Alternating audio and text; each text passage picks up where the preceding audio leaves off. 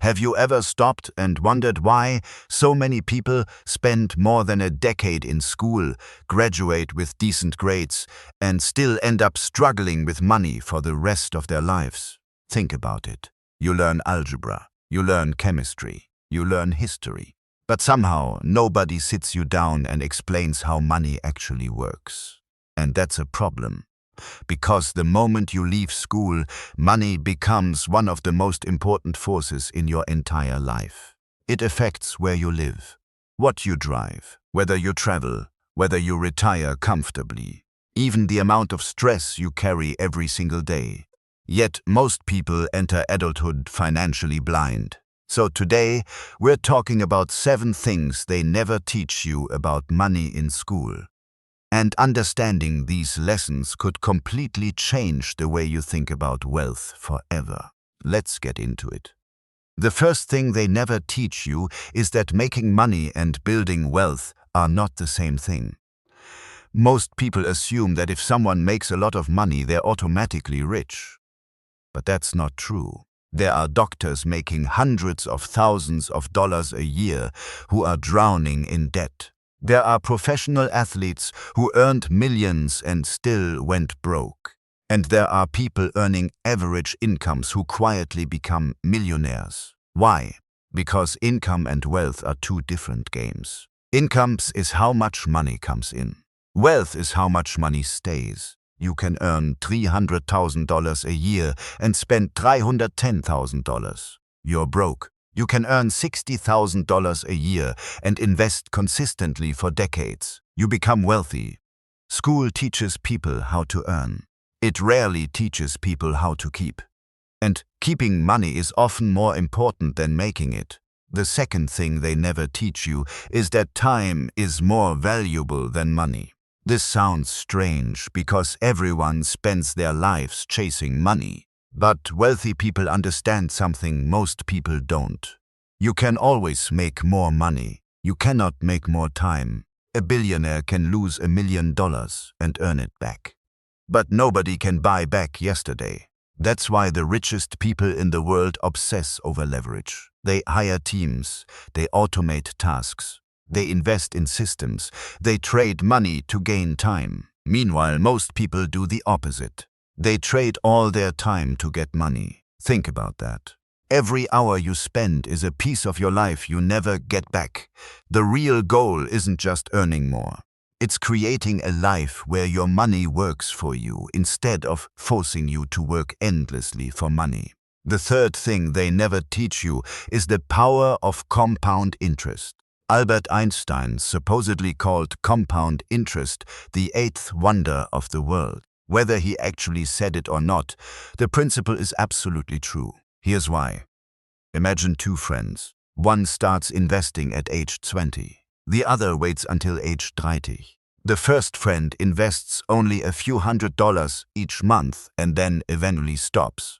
The second friend invests more money every month but starts later. In many cases, the person who started earlier ends up with more money. Why? Because compounding rewards time more than effort. Money earns returns. Then those returns earn returns. Then those returns earn returns. It's like a snowball rolling downhill. At first it grows slowly, almost painfully slowly. Then suddenly it becomes enormous. The problem is that school trains people to think in short-term results. Study for the test. Take the exam. Get the grade. But wealth is usually a long-term game. The biggest rewards often go to people who stay patient while everyone else quits. The fourth thing they never teach you is that debt can either make you rich or keep you poor. Most people are taught that all debt is bad. That's not entirely true. There are 2 very different kinds of debt. Bad debt takes money out of your pocket. Good debt helps put money into your pocket. Let's say someone borrows money to buy a luxury car they can't afford. Every month, money leaves their bank account. The car loses value. Insurance costs money. Maintenance costs money. That's bad debt. Now imagine someone borrows money to purchase an asset that generates income. That asset may actually produce more money than the debt costs. That's a completely different situation. The wealthy often understand how to use debt strategically. The average person often uses debt emotionally. One uses debt to acquire assets. The other uses debt to acquire liabilities. And that difference can shape an entire financial future. The fifth thing they never teach you is that lifestyle inflation is one of the biggest wealth killers in America. Most people believe they'll be financially free once they earn more money. Then something interesting happens. They get a raise and immediately upgrade their lifestyle. Bigger apartment, nicer car, more subscriptions, more vacations, more spending. Then they need another raise and another and another. It's like running on a treadmill. No matter how much more they earn, they never seem to get ahead. Meanwhile, some of the wealthiest people live far below their means.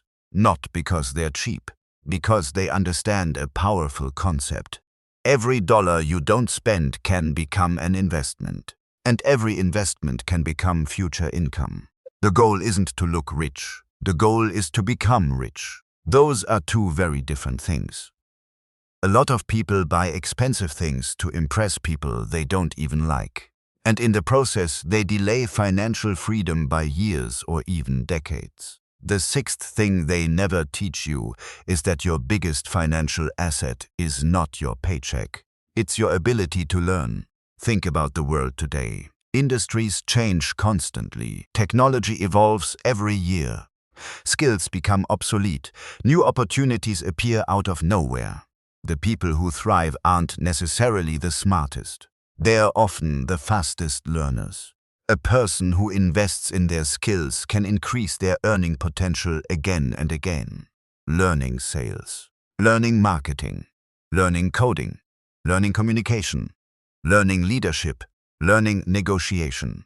These skills can generate returns for decades. Yet most people stop learning the moment they leave school. That's a huge mistake.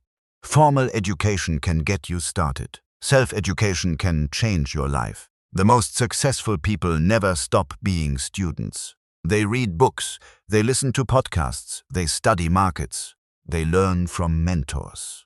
They understand that knowledge is an investment that nobody can take away from them. And unlike a car or a phone, knowledge often becomes more valuable over time. Now, before we get to the final lesson, take a second and think about how different your life might be if these concepts were taught from childhood.